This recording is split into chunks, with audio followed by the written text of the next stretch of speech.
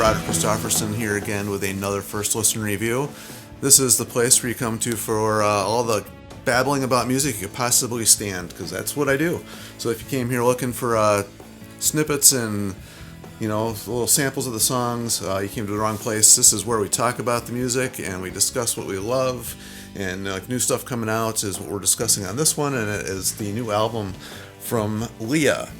It is called The Glory and the Fallen. I actually discovered Leah, I don't know, probably about 7-8 years ago, maybe more. I actually really don't remember exactly. It was right around the time her album Kings and Queens had come out, and I quite honestly don't even remember exactly how I stumbled across her, but I was really into Camelot and stuff like Epica I was getting into at that point in time, and I'd actually gone to see Camelot, and I was really into that style of music at this point in time. Still, actually, I love symphonic, power metal, whatever you want to call it.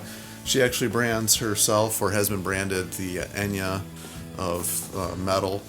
I think the way she describes herself is fantasy Celtic metal, I think is what she goes by, but and that's that's exactly what it is. She has like these ethereal sounding vocals, very atmospheric and like just ethereal, I guess is a good way to describe it, and with heavy metal music going on in it. She's got a lot of guest people she has worked with over the years. She does not tour at all, and I think the reason I kind of found her is I was looking for ways to promote my own music, and she does.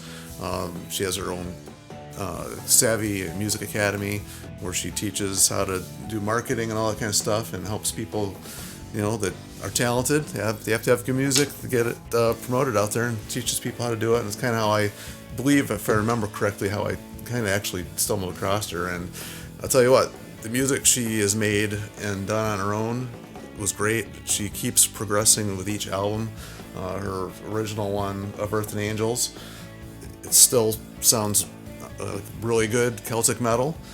She did a couple others since then. I remember when The Quest came out, I thought that was really good. And she just recently did one year back, and actually it's been a while now, thinking about it, in 2019, she did it's a Christmas themed album, but it's called Ancient Winter, and it really doesn't have a whole lot of Christmas sounding stuff on it. It's definitely more Celtic, but that's an amazing album as well. I mean, she's worked with I'm going to say this wrong, Danakli, who has worked with Nightwish, Eric Peterson from Testament. She's actually guested on one of his Dragon Lord albums, and she's worked with Baron, I'm going to get all these names wrong, Baron Corbois from Blind Guardian. I know I'm murdering these. Chen Balbas from Orphan Land. That band is amazing. If you've never checked out Orphan Land, check them out. Jacob Hansen from Volbeats. Just all kinds of people. Now on this album, she's working with a couple of the guys from Delane, which is Timo Summers on guitars and bass. He covers on here, and Sandra Zoer on drums, and then she's got a couple extra people who I don't know on here.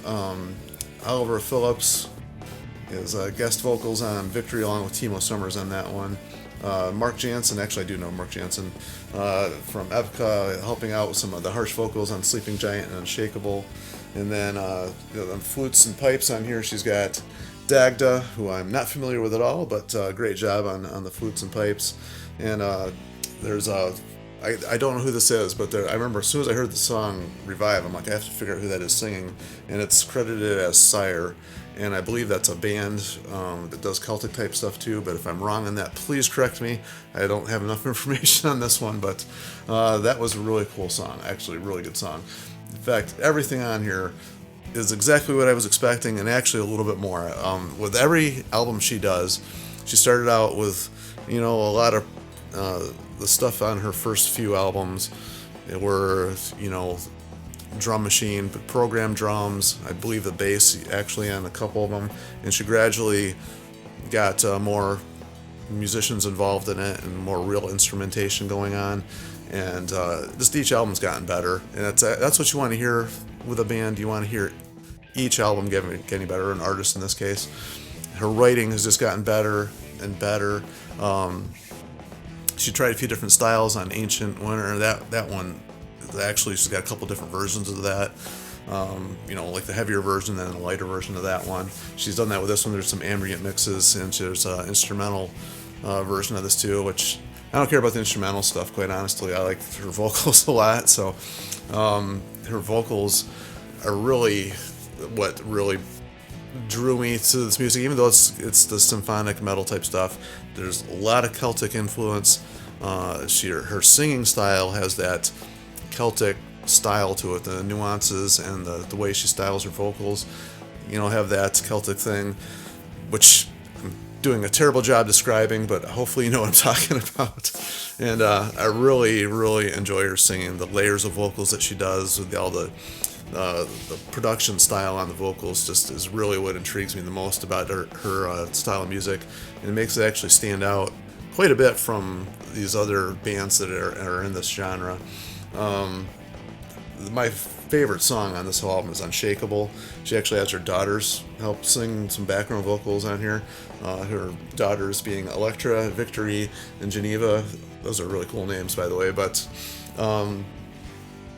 really great job.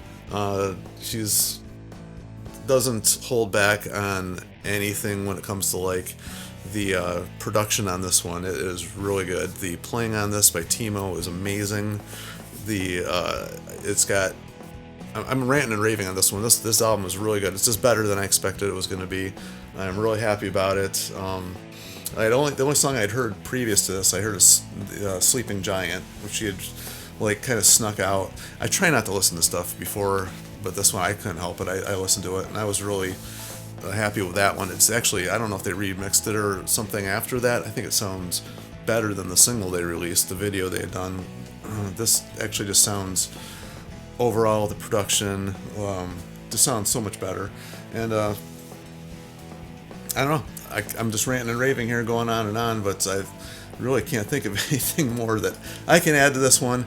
It's one of those ones that I've actually listened to her stuff quite frequently, but I haven't gone back and listened to the earlier stuff in quite a while.